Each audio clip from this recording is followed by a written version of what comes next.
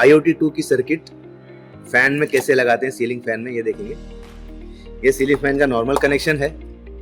ऊपर से 2 वायर आए हैं, एक फेस लाल और न्यूट्रल काला, और फैन के मोटर को ये सप्लाई गई हुई है। अब ये है IoT2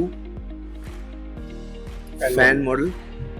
ये फैन मॉड्यूल को लगाने के लिए हमको क्या करना है, पहले हम जिस जगह पर इसको लगाना चाहेंगे, यहाँ पे क्लैंप दिया हुआ है जो पाइप के साइज का है। क्लैंप खोल लेंगे,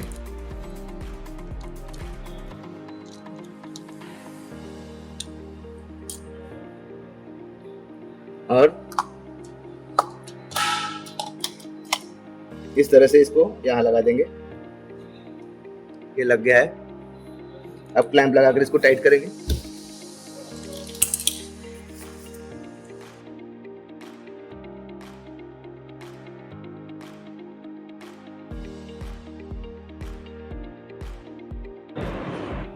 ये अब शाफ्ट में टाइट हो गया है। अब इसके कनेक्शंस देखेंगे। फेस न्यूट्रल जो आया हुआ है, इसमें से फेस को इस डिवाइस से लूप करके देना है और न्यूट्रल डायरेक्ट होगा। तो मेरे पास ये 2 वायर के टुकड़े हैं छोटे से, एक फेस और एक न्यूट्रल के। अब ये जो फेस आया हुआ है इनकमिंग, ये फेस हमने निकाल लिया। अब इसके जो 3 कनेक्शंस हैं, left side neutral, centre face in and right side face out. तो इस फेस को हम यहाँ पर फेस इन में लगा देंगे।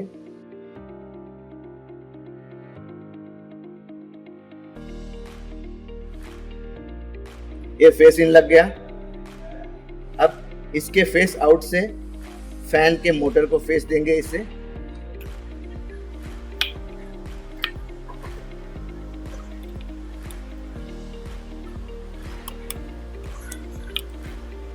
यहां से फेस आउट देंगे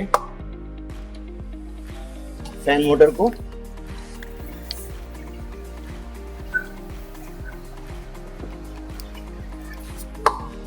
फेस इन फेस आउट दे दिया हमने अभी। अब न्यूट्रल,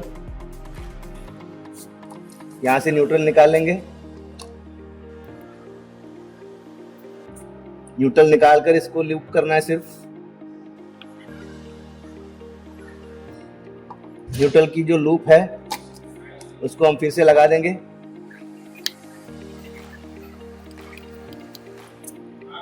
और न्यूट्रल का जो ये एंड है उसको हम यहाँ पर लगा देंगे।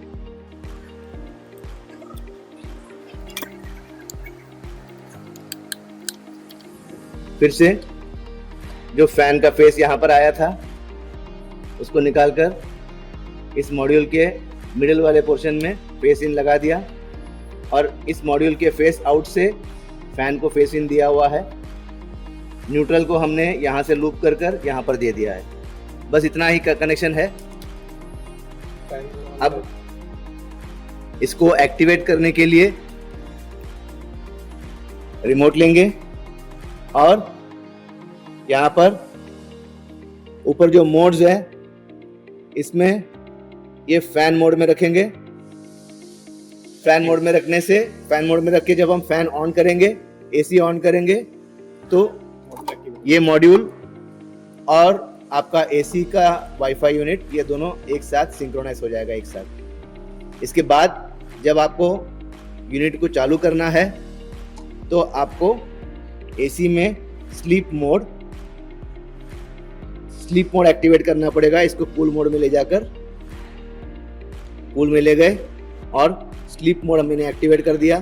स्लीप मोड एक्टिवेट करने के बाद ये पंखा और आपका एसी, ये दोनों सिंक्रोनाइज होगा। एसी में आपने जो भी टेम्परेचर लगाया है वो टेम्परेचर अचीव हो जाने के बाद जब कंप्रेसर कट ऑफ हो जाता है तब ये पंखा ऑटोमेटिकली चालू हो जाता है, और कंप्रेसर जब कट इन होता है तो ये पंखा बंद हो जाता है। तो कंप्रेसर ऑन तो ये पंखा ऑफ, कंप्रेसर ऑफ तो ये पंखा ऑन।